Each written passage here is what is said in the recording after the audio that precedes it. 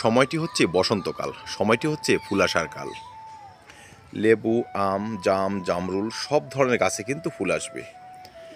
আর তাই ছাদ বাগানে এখন পরিচর্যার ধুম।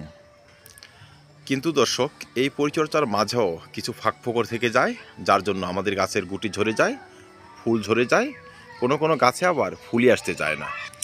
ফল আসার সময় দেখা যায় গাছের পাতা ঝলসে যাওয়ার মতো সমস্যা। আর এক সময় 2-4টে ফল নিয়ে দাঁড়িয়ে থাকে আমাদের জামরুল গাছগুলো। সেটি যেন না হয়, একটি গাছ থেকে দ্বিগুণ থেকে 3 গুণ যেন আমরা ফল পেতে পারি, সেজন্য আমরা এই বসন্তের শুরু লগ্নে সারব বিশেষ পরিচর্যাগুলো। এই বসন্তের এই শুরু লগ্নে জামরুল গাছের এটুজের পরিচর্যা কীভাবে সারব, কীভাবে ব্যবহার করব তার খাদ্য তালিকা, আর কিভাবে একটি গাছ থেকে আমরা সর্বাধিক পরিমাণে ফুল এবং ফল সেট করতে পারবো। আসুন ভিডিওটি কন্টিনিউ করা যাক। জামরুল গাছের সুস্থ পরিচর্যাকে আমরা 10টি বিশেষ পর্যায়ে ভাগ করে নিয়েছি। আর এই পর্যায়গুলো সঠিকভাবে মানতে পারলেই জামরুল গাছে হবে বাম্পার ফলন। সর্বপ্রথম রাখবো চারা নির্বাচন, বা যারাই আমরা এখন জামরুলের গাছ এনে বসাই তারা কিন্তু ভালো মানের গ্রাফটিংয়ের গাছ এনে বসাবো। কারণ গ্রাফটিংয়ের গাছের রুট স্ট্রাকচারটি থাকে খুবই উন্নত মান। যে গাছের রুট স্ট্রাকচার ভালো সেই গাছ কিন্তু সুস্থ এবং সতেজ, আর সেই গাছেই দেখবেন প্রচুর পরিমাণে ফুল এবং ফল নিয়ে আসে। দর্শক, শুধু গ্রাফটিংয়ের গাছ আনলেই হবে না, যে জায়গাটিতে গ্রাফটিং হয়েছে সেই জায়গাটি যেন সমান থাকে। এবড়ো থেবড়ো, ক্যাঙ্কার আক্রান্ত বা কিছুটা শুকনো ভাব, অসুস্থ গ্রাফটিংয়ের গাছও কিন্তু ভালো ফল নিয়ে আসে না। তাই যারাই এখন জামরুলের চারা এনে বসাবেন তারা গ্রাফটিংয়ের সঙ্গে সঙ্গে গ্রাফটিং জায়গাটি যেন মসৃণ এবং সমান থাকে সেটি দেখে নেবেন। সুস্থ গ্রাফটিংয়ের গাছই একসময় প্রচুর পরিমাণে ফলন নিয়ে আসবে। 2 নম্বর হচ্ছে ভালো মানের মিডিয়া তৈরি। জামরুল চাষে যদি আমরা মিডিয়া তৈরি করি, সে মিডিয়াতে থাকবে 60% গার্ডেন সয়েল, যেটা বেলে দোআঁশ মাটি। তারপর সেখানে আমরা মিশাবো সামান্য কিছু কোকোপিট, 2 থেকে 3 মুঠি। তারপর থাকবে গোবর সার 30%, সামান্য একটু হাড় গুঁড়ো। একটি 10 ইঞ্চি টবের জন্য 10 থেকে 15 গ্রাম হাড় গুঁড়ো কিন্তু আমরা মিশিয়ে দেব।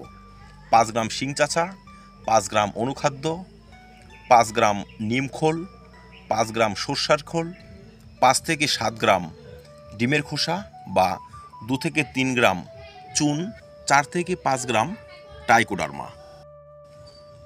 এ সকল উপাদান একত্রে মিশিয়ে 15 দিন আপনারা ফেলে রাখবেন।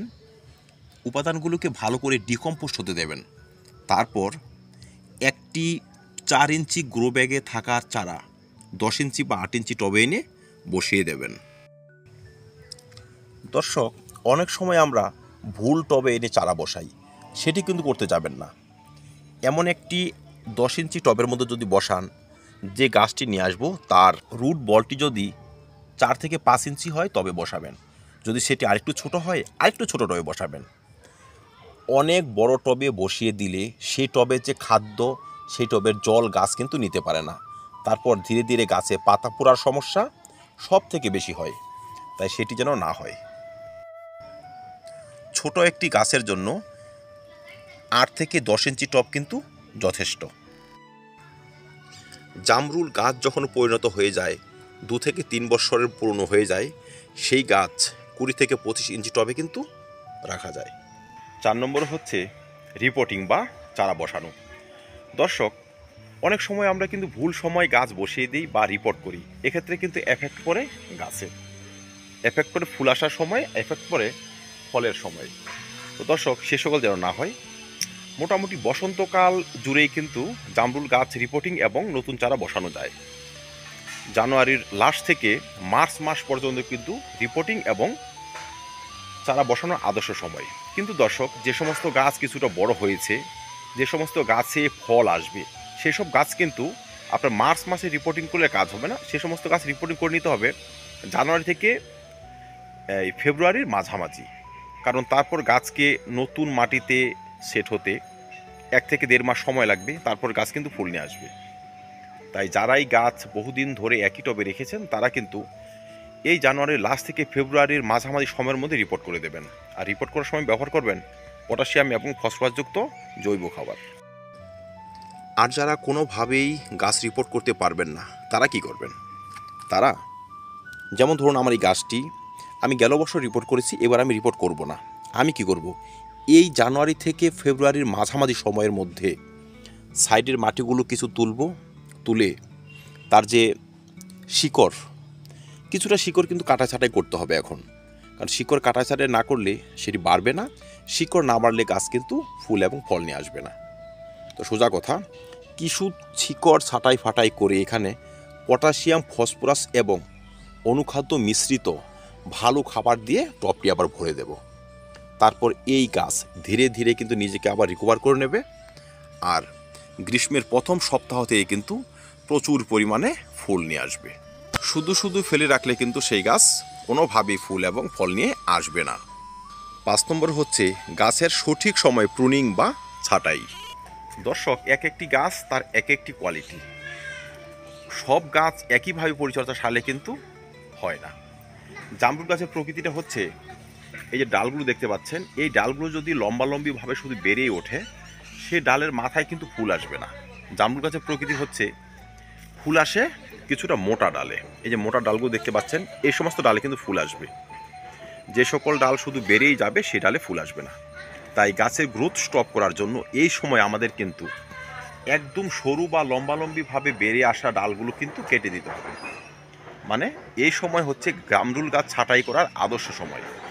কারণ গাছ যখন গ্রোইং পিরিয়ডে থাকে, যখন গাছের গ্রোথ নজরে পড়ে, তখন কিন্তু ছাঁটাই করতে হয়। ডরমেন্সির সময় কিন্তু করা যায় না, বা ফুল আসার সময় সেটি করা সঠিক নয়। যাই হোক, যাদের গাছ অত্যাধিক লম্বা হয়ে গেছে, খুব হেলে পেলে পড়ে গেছে, কিছু ডাল অন্য গাছের ওপরে গিয়ে পড়েছে, তারা প্রত্যেকটি গাছের 1/3, 3 ভাগের 1 ভাগ কেটে বাদ দিয়ে দেবেন। তবে এই সমস্ত ডাল অনেকটা শক্তপোক্ত হবে, আর এই সমস্ত ডাল ভেদ করেই কিন্তু নিয়ে আসবে প্রচুর পরিমাণে ফুল, আর আমরা পাবো প্রচুর পরিমাণে জামরুল। 6 নম্বরে হচ্ছে সঠিক মানের খাবার ব্যবহার। যখনই আমরা গাছ প্রুনিং করব বা গাছ ছাঁটাই করব, রিপোর্ট করব, তারপরে কিন্তু নিয়ে আসতে হবে ভালো মানের খাবার।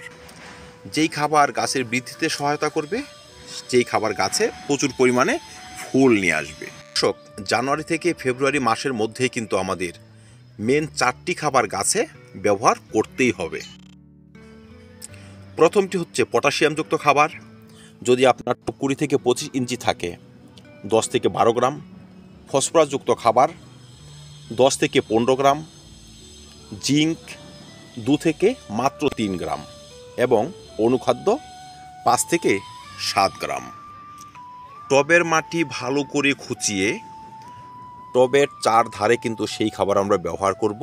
ফুল আসার আগে এই খাবার প্রতি মাসে একবার করে দিয়ে যাব। মনে রাখবেন, মের লাস্ট, এপ্রিলের ফার্স্ট থেকে কিন্তু গাছে ফুল আসবে। আর এখন যদি এই খাবার ভালো করে ব্যবহার করে যাই, ফুল আসার সময় আমাদের কখনোই কাউকে বলতে হবে না দাদা গাছে ফুল আসে না কেন। ঠিক আছে? তাই ফুল আসার আগে খাবার ব্যবহার করতে হবে যত্ন সহকারে, সঠিকভাবে। এই সময় এই খাবারগুলো ব্যবহার করে দিলেই গাছ শক্তপোক্ত হবে, গাছের বিভিন্ন নিউট্রিয়েন্ট ডিফিসিয়েন্সি কমে আসবে, পটাশিয়ামের অভাব কমবে, গাছ থাকবে সুস্থ সতেজ, ফুল আসার জন্য একদম তৈরি। আর এই সময় যে সমস্ত গাছে আমরা এই সমস্ত খাবার প্রয়োগ করব, সেই সমস্ত গাছই কিন্তু 2 গুণ থেকে 3 গুণ ফলন নিয়ে আসবে। নয়তো সারা গাছে 5 থেকে 10টি ফল নিয়ে কিন্তু আমাদের ছাদ বাগান চলবে। 8 নম্বর হচ্ছে জামরুল গাছে কিছু সমস্যা সারিয়ে নেওয়া। দর্শক, শীতের এই সময়ে জামরুল গাছে কিন্তু কয়েকটি প্রধান সমস্যা আসে। এর প্রথম সমস্যাটি হচ্ছে ছত্রাক লাগা। সব গাছেই হয়, জামরুল গাছেও হয়।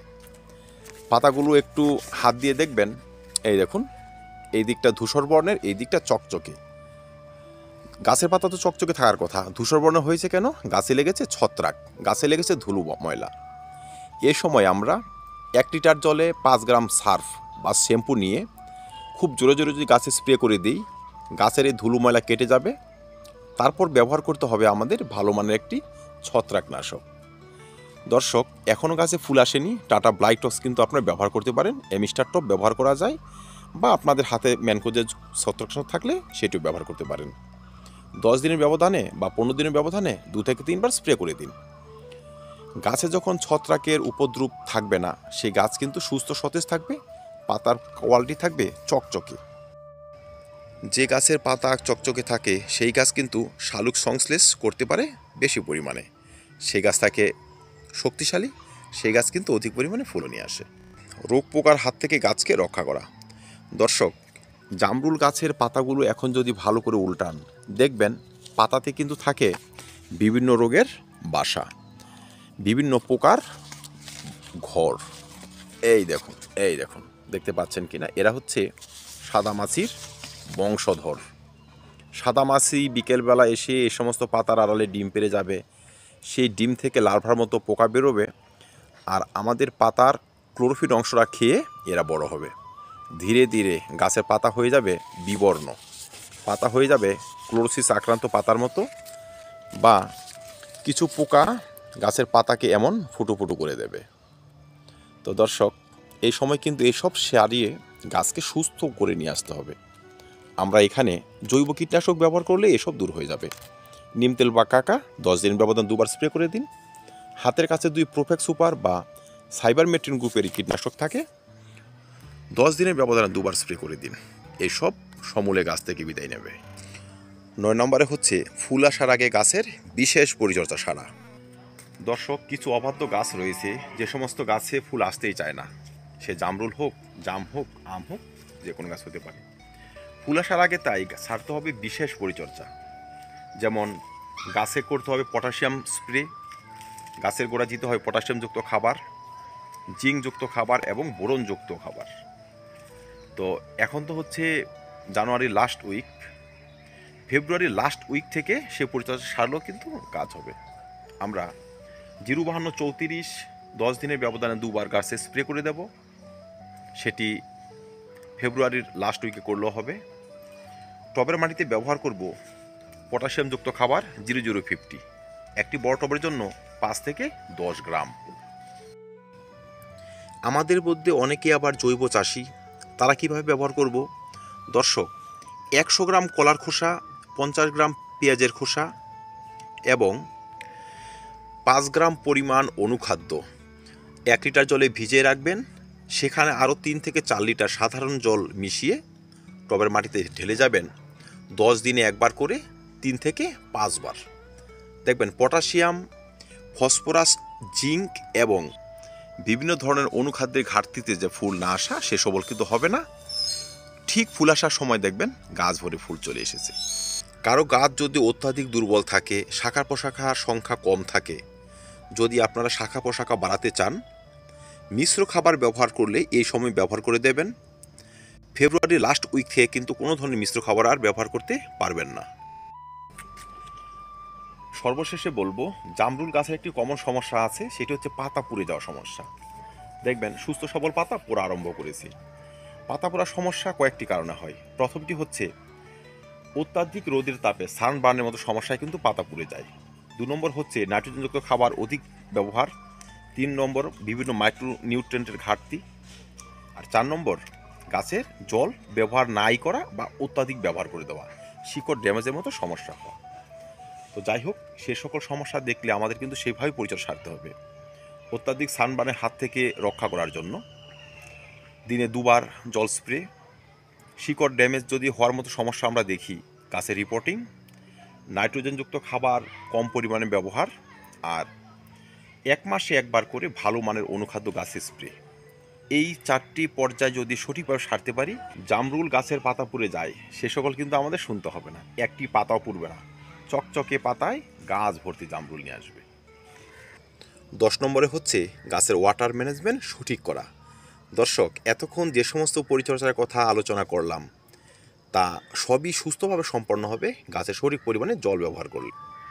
দেখুন, এখন কিন্তু শীতকাল যায়নি, বসন্ত পড়ে গিয়েছে, তারপরেও কিন্তু প্রচুর শীত রয়েছে।